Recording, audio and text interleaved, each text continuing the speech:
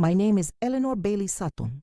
I'm 78 years old, and for more than 40 years, everyone in the neighborhood has known me as Miss Ellie from the garden, the old lady who wakes up early for church and tends to her basil and lettuce like they're her own children. But there's a memory that for decades made me dread the silence of Sunday mornings.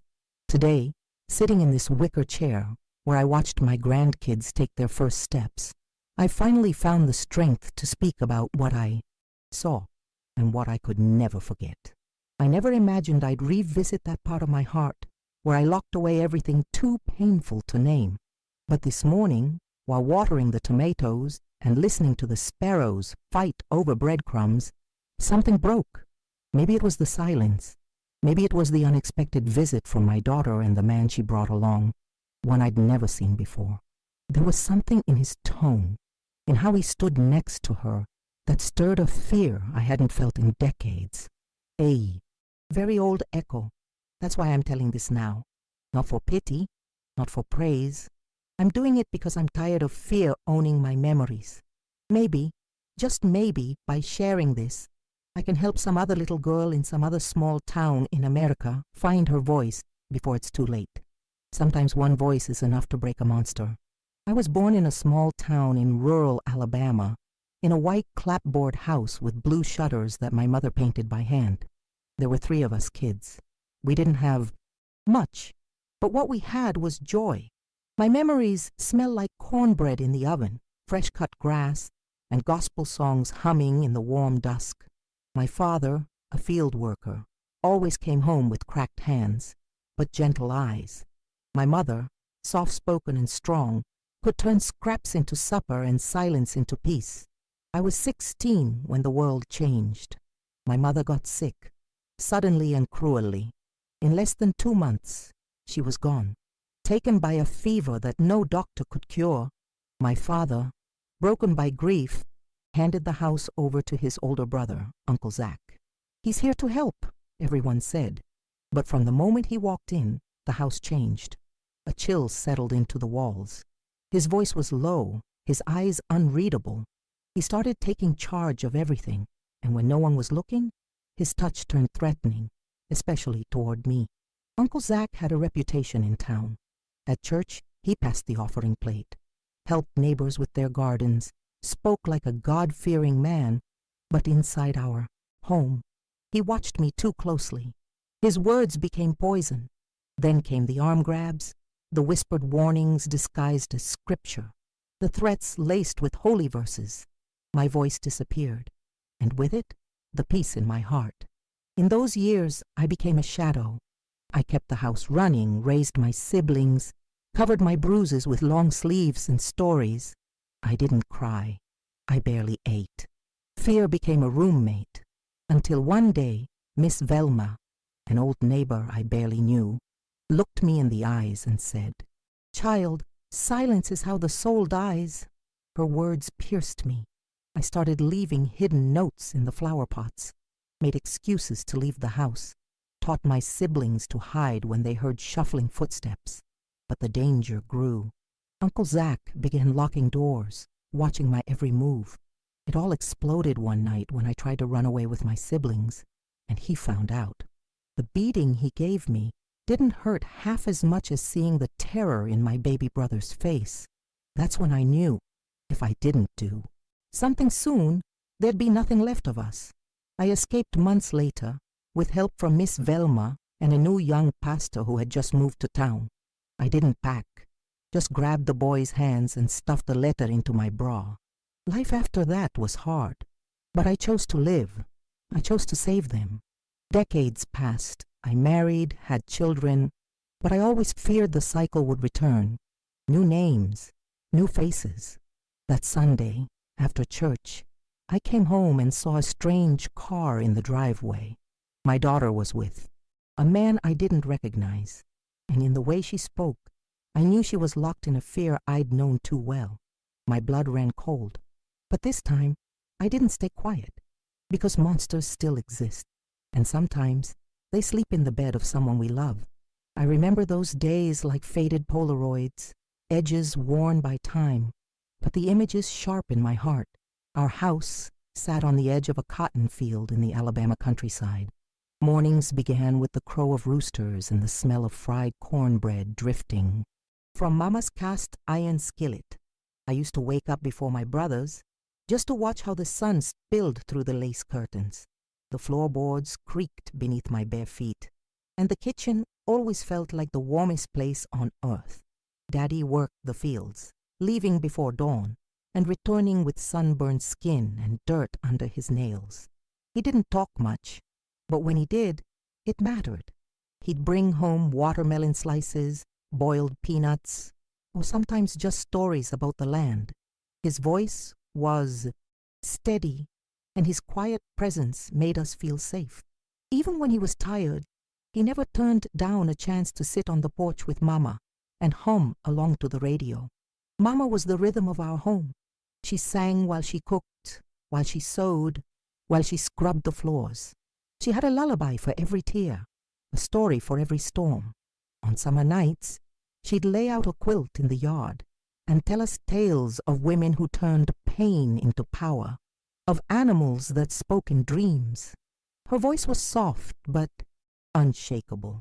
She made everything feel possible. We didn't have money for toys, but that never stopped us. We made kites out of newspaper and string, played hopscotch with chalk drawn on the driveway. My older brother Marcus was the brave one, always climbing trees and daring us to follow. My baby brother Caleb couldn't pronounce my name, so he just called me Sis. I became the caregiver early on.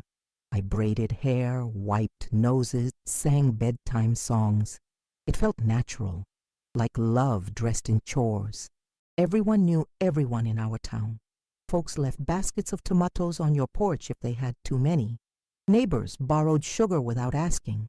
People waved from their porches even if you'd never spoken a word. Mama used to say, "In small towns, kindness is the law," and I believed her. There was something holy about the way people looked out for each other. Every Sunday, we walked to the tiny white church with the steeple that squeaked in the wind. We wore our best, even if best meant hand-me-downs patched with care. I can still hear the gospel choir, the organ echoing off the wooden pews, the way Mama bowed her head like she was talking to someone she trusted more than herself. I copied her every move, thinking that maybe God would hear me better that way. After service, the whole town would gather out front. Men talked politics, women shared recipes, and we kids chased each other around the gravel parking lot. The church bells marked every hour like a heartbeat. Noon meant fried chicken waiting at home. 3 o'clock was for chores. 5 was for sitting on the porch and watching the world exhale. School was a 40-minute walk down a red clay road lined with pine trees. Sometimes Mama walked with us, but usually it was just me and Marcus with Caleb in tow. Our teacher, Miss Watson, smelled like lilacs and carried a worn Bible in her purse. She taught us more than math and reading. She taught us how to sit still with our thoughts, how to speak kindly, how to forgive without forgetting. Mama taught me to sew before I turned 10. I started with buttons and hems. Eventually, she let me quilt. She said every stitch told a story. Cooking came next. I learned the difference between simmering and boiling, between cornmeal and flour. The kitchen was her altar, and I was her student. The smells of sage, butter, and black-eyed peas still live in my memory like old hymns. Summers were the best. We'd go down to the creek with jars to catch minnows. Daddy would swing us into the water and then dry off under the willow tree, while Mama passed around mason jars of sweet tea and biscuits wrapped in dish towels. We didn't own a camera, but those moments are burned into me more vividly than any photo could be. Once a month, a man came through town with a film projector and a roll of old movies. He'd hang a sheet on the side of the general store, and the whole town gathered with lawn chairs and blankets. I remember watching a black and white love story and thinking for the first time about the kind of love I wanted. Safe, gentle, real. The seasons shaped our lives. Fall brought hay rides and the smell of cinnamon. Winter meant sleeping in one room to keep warm, with hot bricks wrapped in towels at our feet. Spring brought daffodils and hope. Summer, freedom. Each change in the wind carried its own rhythm, and we danced to it with bare feet and open hearts. We had a dog named Jasper who followed us everywhere. He was old, slow, and loyal. I used to whisper secrets into his ear. He never barked back, just wagged his tail like he understood. He was my first confidant, my first comfort on the days Mama was too tired or Daddy came home late. My birthdays were simple: a homemade cake, a few candles, and the whole family singing off-key. I never needed anything more. The sound of their voices, the warmth of their hugs, that was enough. That was everything. Every part of that house held love. The creaky porch swing, the chipped dishes, the worn quilts. I thought that kind of happiness was untouchable, that it was ours to keep. But life doesn't ask permission before it breaks you.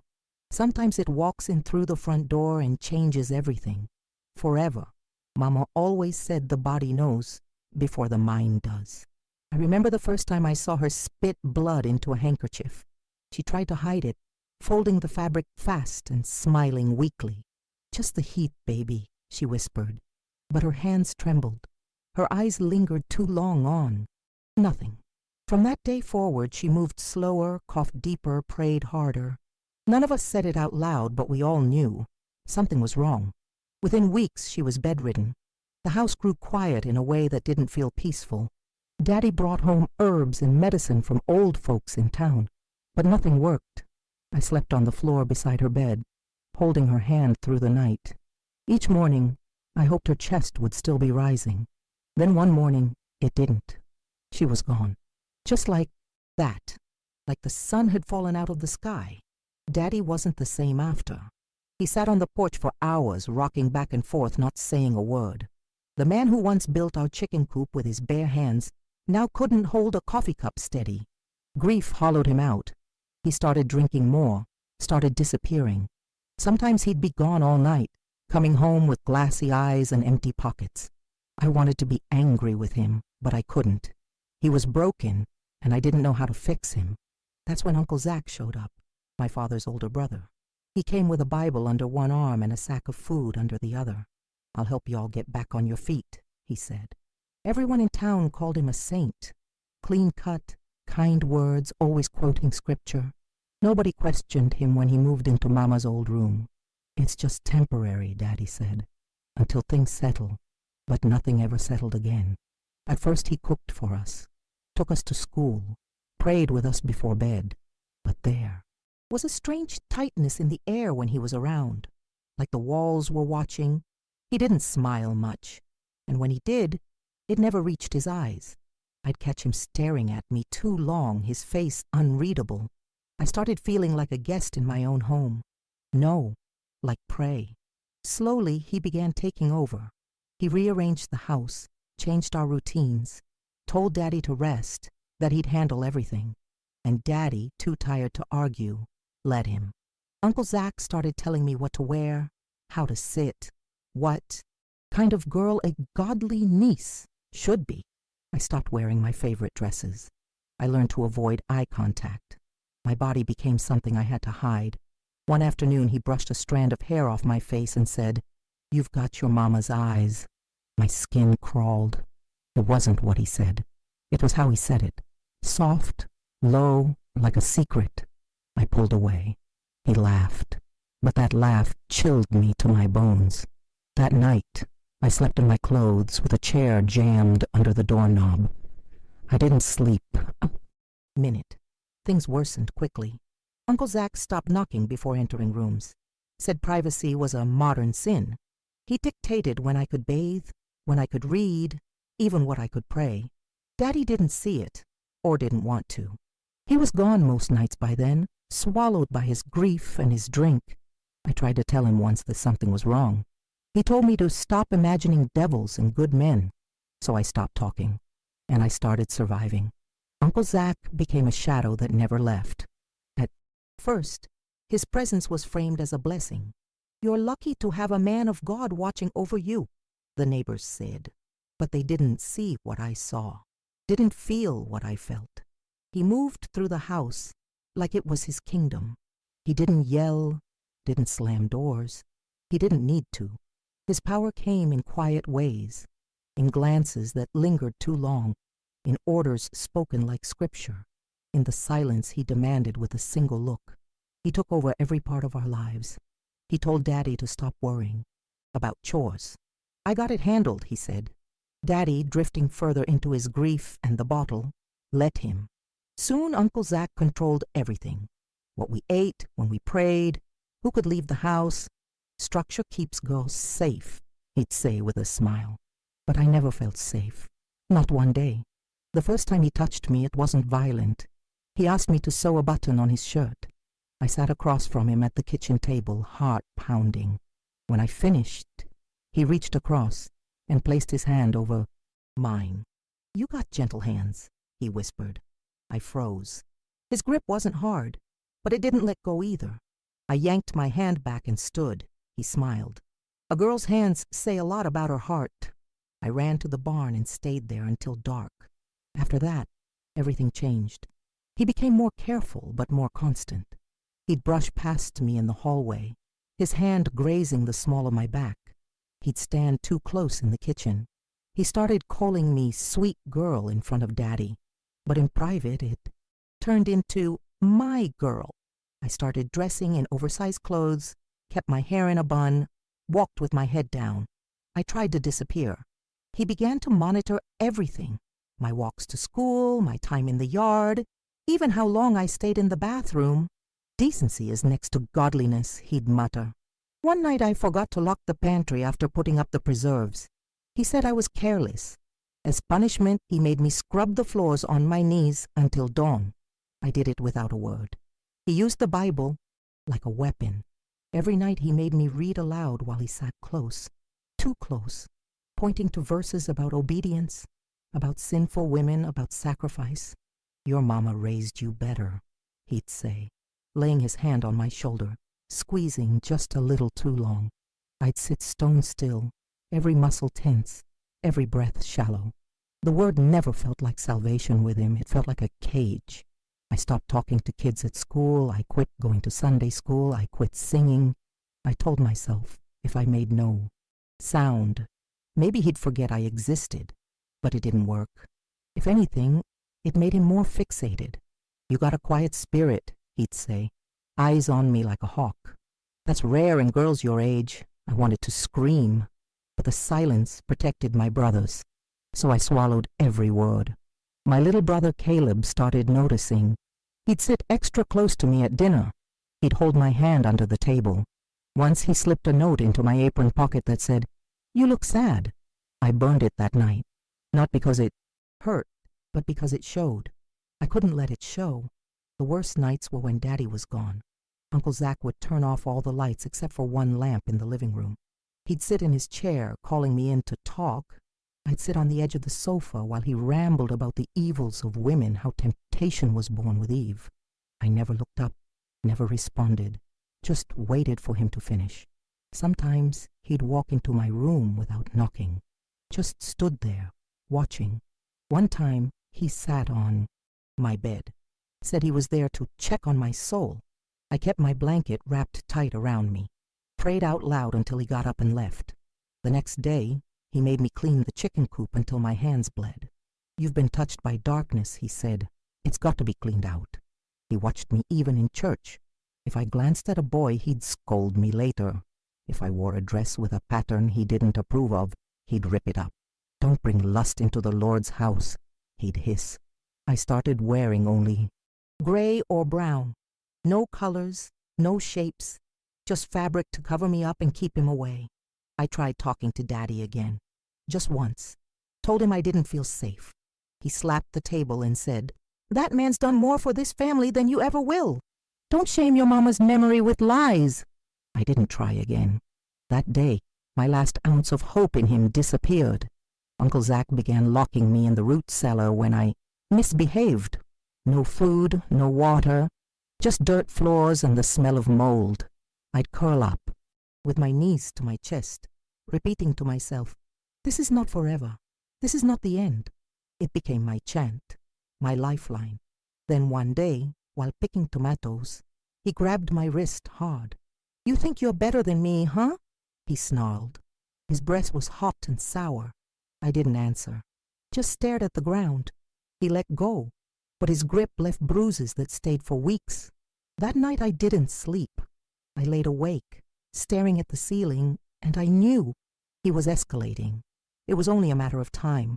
So I began to plan, quietly, carefully, because monsters like Uncle Zach don't stop. Not unless you stop them. And I wasn't going to wait until it was too late. I learned to read his footsteps better than any book I ever opened. The scrape of his boot on the kitchen tile, the click of his belt buckle, the subtle way he cleared his throat before entering a room. Each sound became a warning. I lived in a constant state of readiness, like a deer waiting for the rifle shot. To the outside world, I was a quiet, respectful Southern girl helping her family survive. But inside, I was a soldier in enemy territory. I perfected the art of pretending, pretended to be obedient, pretended to be grateful, pretended that every bruise came from a clumsy fall or some chore gone wrong.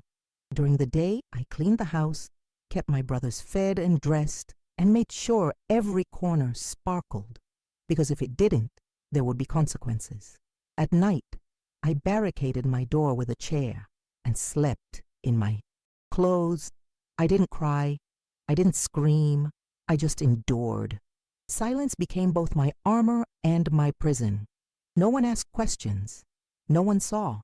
In a town where neighbors knew your business before you did, no one saw.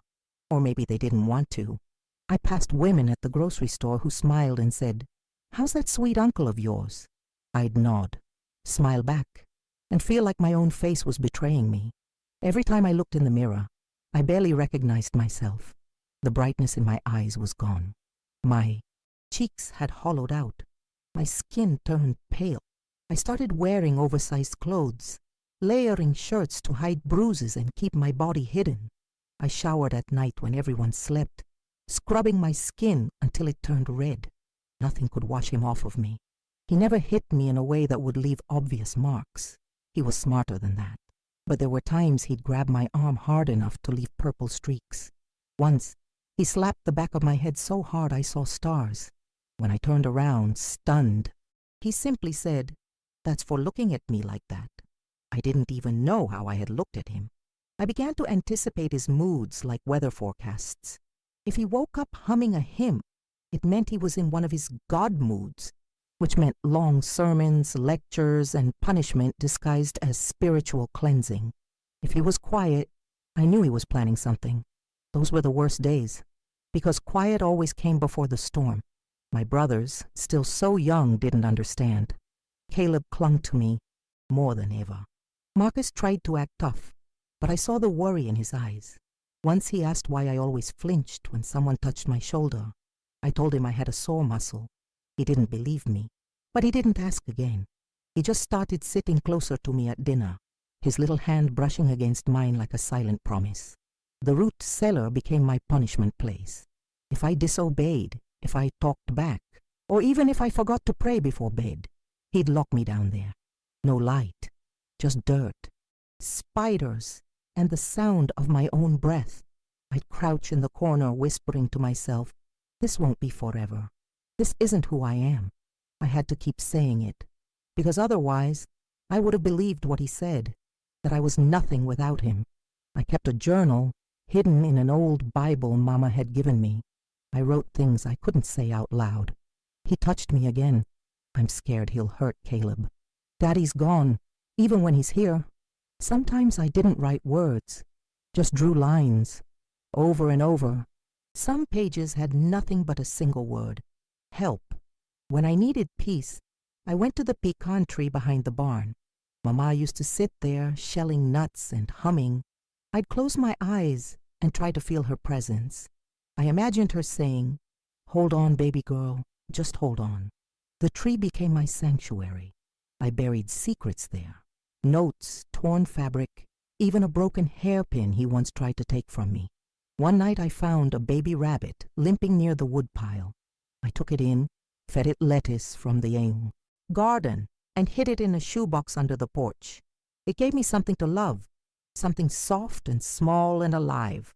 When it healed and hopped away weeks later, I sobbed harder than I had in months, not because it left, but because I had proven I could still care about something. I developed rituals to feel in control. I folded towels in perfect thirds. I arranged canned goods by expiration date. I swept the porch every morning at sunrise. These tiny routines were my rebellion, my way of claiming pieces of myself he hadn't taken yet. I taught Caleb and Marcus escape games. If I say the word apple, you run to the Johnson's house next door and don't look back.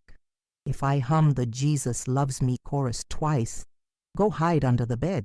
They thought it was play, but I was preparing them. I couldn't protect them forever, I knew that. Every time I heard his boots outside my door, my stomach twisted. I stopped sleeping deeply.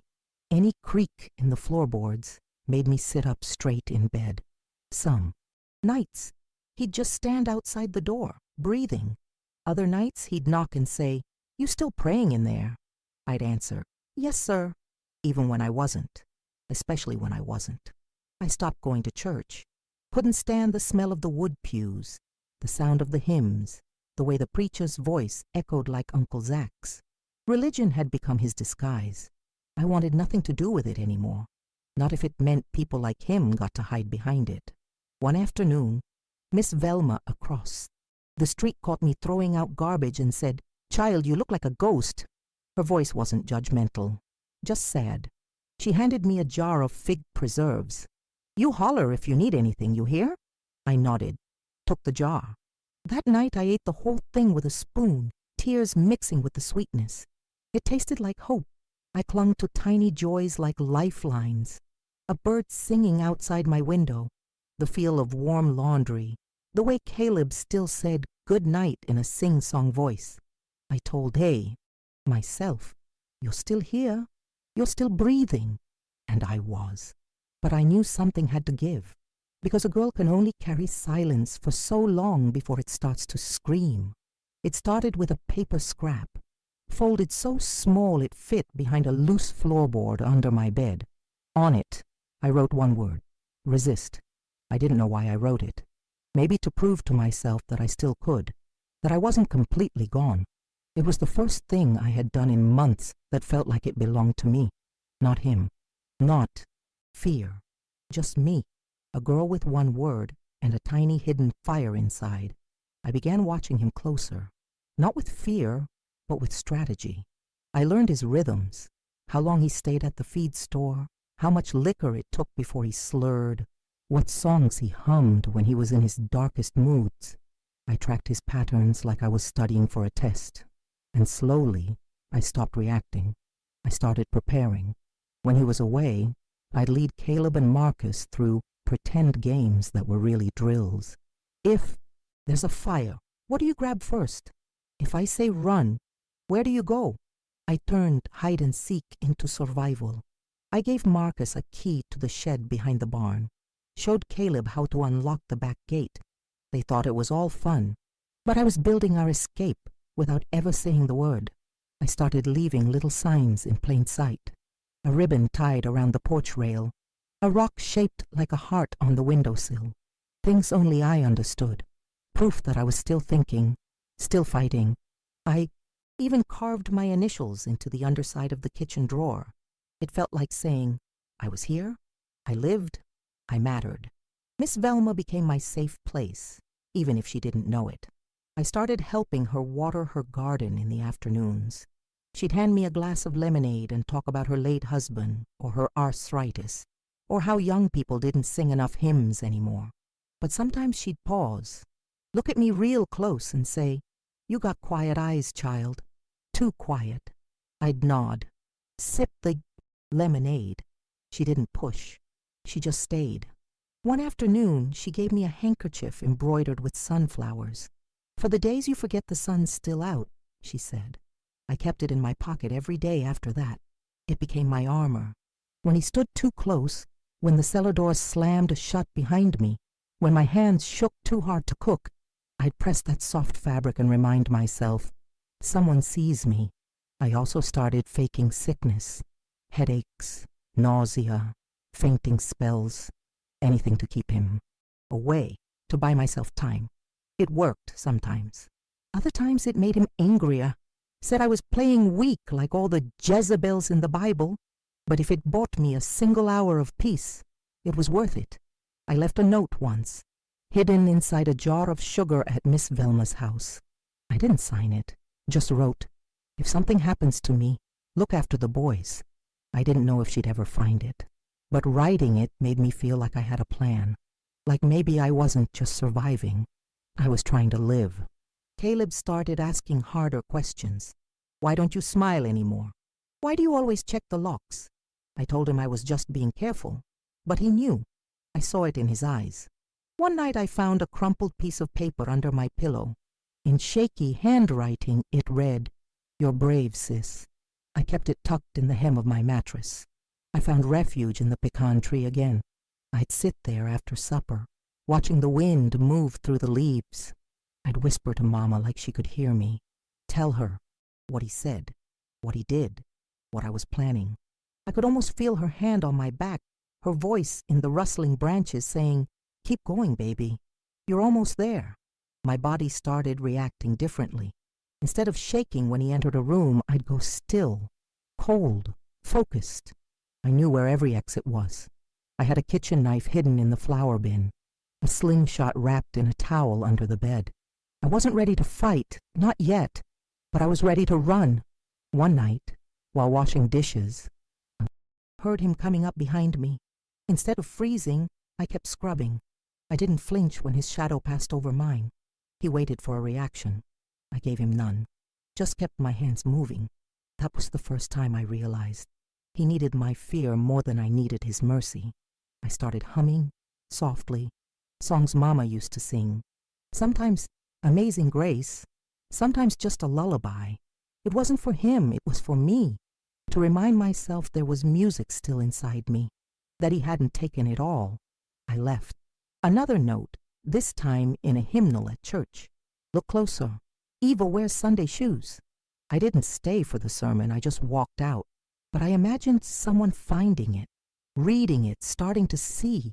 There were days I wanted to give up, when my body ached and my mind begged for rest. But I had too many reasons to keep going. Caleb, Marcus, the memory of Mama singing in the kitchen, the way sunlight felt on my face, the sound of my own breath. I didn't know when the moment would come, but I knew it would, because even in the darkest places, something always grows, and I was growing in silence, in secret. I was no longer just surviving. I was getting ready. It was a night with no stars, the kind where the sky feels heavy and the air doesn't move. I had that ache in my chest, the one that always came before something bad. Caleb and Marcus were already asleep, curled up together in the little bed they shared. I stood by the door, with my heart pounding in my ears. I'd left the back gate, unlatched, packed 2 pieces of cornbread in a handkerchief, and slipped Miss Velma's sunflower handkerchief into my dress pocket. I knew. I didn't know how or why, but I knew. Tonight something was coming. I heard his footsteps before I saw him, slow, steady. Then the creak of my bedroom floorboard under his weight. The door didn't even pretend to stay closed. He pushed it open with one hand and stood there in the darkness. "I've been praying about you," he said. "The Lord says it's time for you to be made clean." I didn't cry, didn't beg. I stepped back slowly until my hand found the edge of the dresser and the rusted candlestick I'd hidden days before. When he took one step into the room, I swung, not hard enough to knock him down, but hard enough to make him stumble. He cursed under his breath, not like a preacher, but like the devil himself. I didn't wait. I grabbed Caleb's hand, then Marcus's. "We're leaving," I whispered. They didn't ask why. They knew. We ran. He screamed after us, but I didn't stop. We ran barefoot through the garden, over gravel, through the gate I'd left open just hours earlier. The wind hit our faces. Branches scratched our arms, but we didn't stop. I could still hear him behind us, the slap of his boots, the way he yelled my name like he owned it. We made it to Miss Velma's porch. I banged on the door like my life depended on it. because it did. She opened it in her nightgown, hair in rollers, eyes wide. I didn't speak, just pushed the boys inside and collapsed.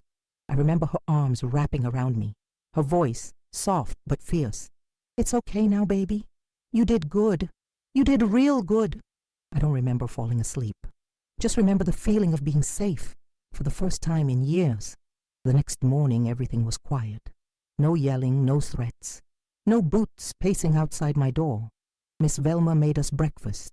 Biscuits, eggs, and coffee, so strong it made my hands shake. Pastor Raymond came by, the new preacher in town. He was young, serious, with kind eyes. I told him everything. He didn't interrupt, didn't question, just sat there and listened. And when I was done, he said, "You're not alone anymore." He helped us get to a safe house 2 counties over, a place where women like me could start over. I didn't bring anything except the boys and my name, but that was enough. For the first time, my name didn't belong to fear. It belonged to me. If this part touched something in you, please like the video so more people can find strength through this story. Sometimes all it takes is hearing someone else say, "You're not alone." I didn't win a courtroom battle, didn't see Uncle Zach behind bars, but I got something just as important. I got us out. I chose life. I chose freedom.